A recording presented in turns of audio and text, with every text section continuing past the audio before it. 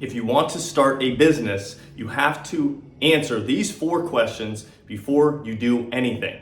And the first 3 are very logical and practical, and the last one is very emotional that most people miss. So if you stick with me, I will teach you exactly the questions you need answered if you want to start a business.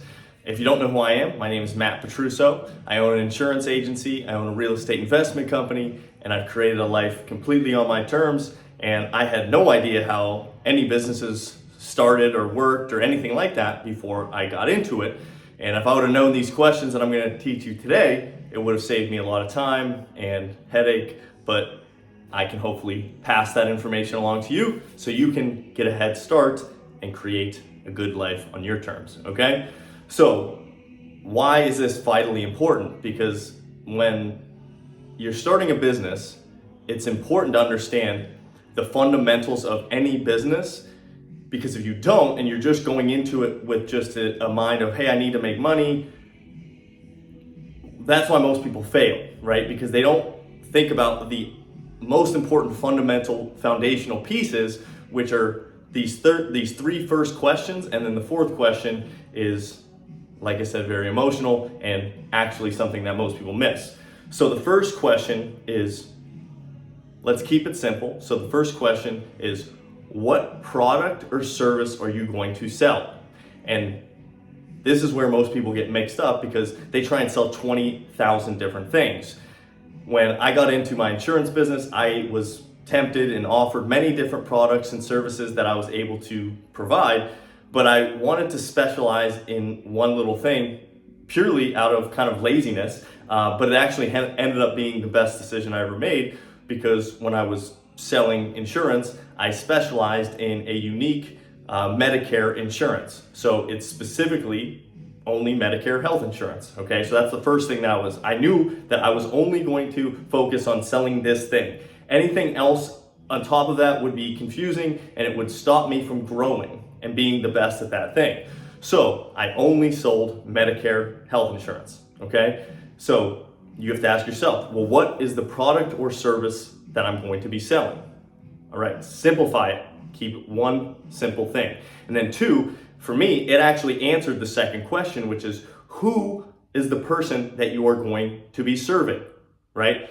Who is that person? Because you can't try and sell everything to everyone. I can't obviously sell Medicare health insurance to every single person. It's only specifically for senior citizens. So I knew that luckily I was only focusing on a specific demographic. So who is the person or people that you are serving? Keep it to one type of person, one avatar, okay? One demographic. So if you know what you're selling or servicing, the product or service, and then the person you are selling, okay? And then lastly, how are you going to attract that person? Like, how are you going to bring them into your business? And you only need to do one thing. And don't get confused by this. So like, for instance, with me, I was doing door-to-door knocking. So that's how I was going to go get my clients. So I knew what I was selling, I knew who I was selling, and how I was going to go get them. I was going to have to go knock on a whole bunch of doors. That's the first way. So basically cold calling, right? So that's one way. The second way, you could just do purely telephone, right? You could do purely, lead magnets online, right? How are you going to attract that person? And only pick one. Until you really get good at that business, do not focus on 20 different avenues of how to get clients. You only need one way to attract and bring that client into your business. So don't focus on anything else other than who are you serving, what are you serving, what product are you selling, who are you selling it to, and then how are you going to attract that individual. Only focus on one thing in each. The great saying of the man who chases 2 rabbits catches none.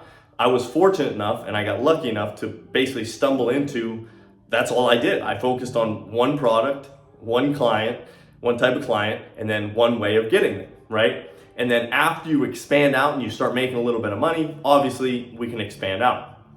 So those are the 3 practical questions.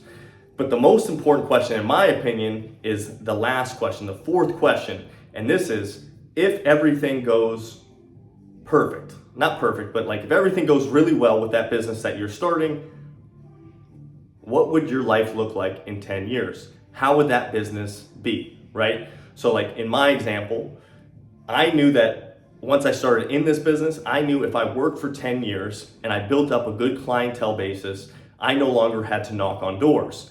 I would basically have residual income coming in from my clients because that's how insurance works. So I could build a big book of business and then still get referrals, still get clients on a, whenever I need to basis, but I don't need to work anymore, right? Like that was my intention. In 10 years, will I have to continue to work?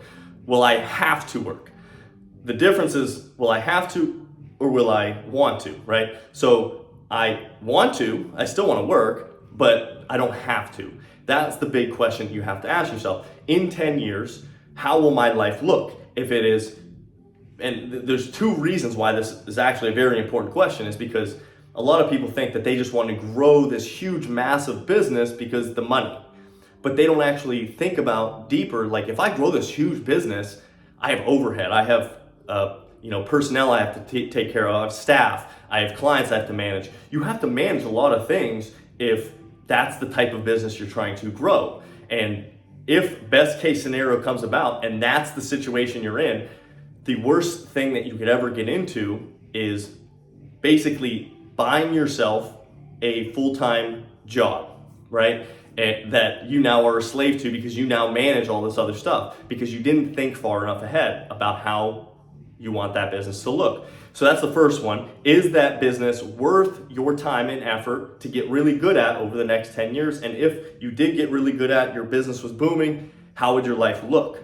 Okay? And then the other half of thinking about that question and asking that question to yourself is, well, when I think about how my life should be in 10 years, if this business is, running perfect, now I can make decisions today that will reflect how I want that to look. Like if I wanted my life to look a certain way, meaning if I wanted to have financial freedom and have a good system in place where people are running the business with me and I have clients that are happy and they don't need a ton of my attention, well, I need to set that up step by step along the way. So you will make decisions more accurately towards the life that you desire versus in 10 years, you don't even realize that now you've basically put yourself into your own job. Like you bought yourself a job and you can't even get out of it. So if you work yourself backwards and think, how does that 10-year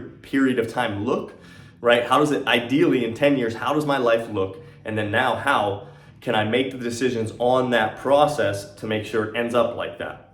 So these are the 4 questions that you have to ask before you start a business. We'll probably go into another section of getting businesses started, but before you do anything, you have to ask yourself these 4 questions.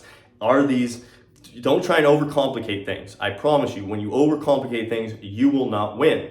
The person with the simplest and easiest route to where they want to go will always beat the person with 20 different routes and they can choose and pick and never have clarity on where they're going. So if you answer these 4 questions, let's go through them again. First one, what product or service are you selling? Who are you selling it to? How are you going to be marketing or getting or attracting those clients that you basically mentioned in question 2? And then lastly, if everything goes great and my business is running in 10 years, how does it look? How does my life look? How does the business look? Okay? So if you answer those questions, I promise you will be ahead of 99% of the people because most businesses fail within the first 5 years. So if you can think a little bit longer, if you can think about what is my life looking like in 10 years. And I know it's tough when you're in scarcity. If I'm in a moment of scarcity and I only need money, I will do anything to just get out of that. But most of the time, it's not actual scarcity. You think you need more than what you actually need. So when you can manage your mindset and say, I'm actually on the path, I don't need everything that I think I need right now because I will achieve it as long as I keep going. Because you will. If you keep a good, strong mindset, you will be ahead of 99% of people on the planet because they don't really think this far ahead, they don't think this deeply, and they lose the game. You're here to win. You want to win. So keep winning, and like, comment, subscribe. Follow me over on Instagram, MOVMATT, and I'll talk to you soon. Peace.